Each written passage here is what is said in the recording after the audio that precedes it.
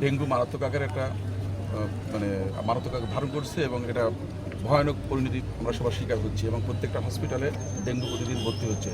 তো এইটার আলোকে আমাদের মাননীয় প্রধানমন্ত্রী গত 11 তারিখে একটি ভিডিও বার্তার মাধ্যমে আমাদেরকে সবাইকে সচেতন করেছেন যে প্রত্যেক শনিবার আমরা একদিন পরিচ্ছন্নতা দিবস পালন করব। এটার উদ্দেশ্য হচ্ছে একটাই, যেন আমরা নিজের আঙ্গিনাটা পরিষ্কার রাখি, তার মধ্য দিয়ে আমরা ডেঙ্গুকে প্রতিহত করতে পারি বা প্রতিরোধ করতে পারি।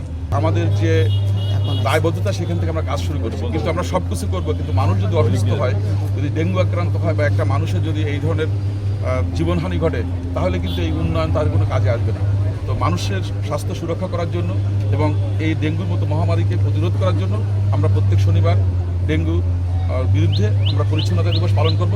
আজকে আমরা একটা র্যালির মধ্য দিয়ে স্বল্প আয়োজনে আমরা এর সাথে একত্রতা প্রকাশ করলাম। প্রধানমন্ত্রী যে ঘোষণা দিয়েছে আমাদের জেলা প্রশাসন মহোদয়ের আয়োজনে আজকের আমরা এই র্যালিটা সম্পন্ন করলাম। আমরা আশা করব আগামী শনিবার থেকে বা এর পরের শনিবার থেকে আমরা প্রতিনিয়ত এটা মনিটর করব। এবার নগদে পাচ্ছেন হেলিকপ্টার অফার, তাই কেনাকাটার পেমেন্ট নগদে করুন আর বুঝে নিন 2000 টাকারও বেশি ক্যাশব্যাক সহ হেলিকপ্টার রাইড। পেমেন্ট শুরু করুন আজই। যে মহামারী দীর্ঘ বছর ধরে আমরা ভোগ করছি, প্রতিদিন না হলে আমরা প্রতি সপ্তাহে বা প্রতি মাসে এরকম সংবাদ পাই ডেঙ্গুতে মারা গিয়েছে, ডেঙ্গুতে আক্রান্ত হয়ে হাসপাতালে ভর্তি হয়েছে। ডেঙ্গুটা এখন মহামারী আকার ধারণ করেছে। এটাকে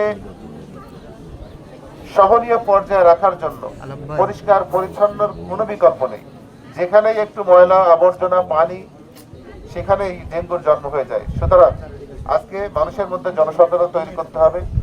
মানুষ যদি সোচ্চার হয়, সচেতন হয়, তাহলে কিছুটা হলেও এর প্রতিকার এবং প্রতিরোধ করা সম্ভব হবে।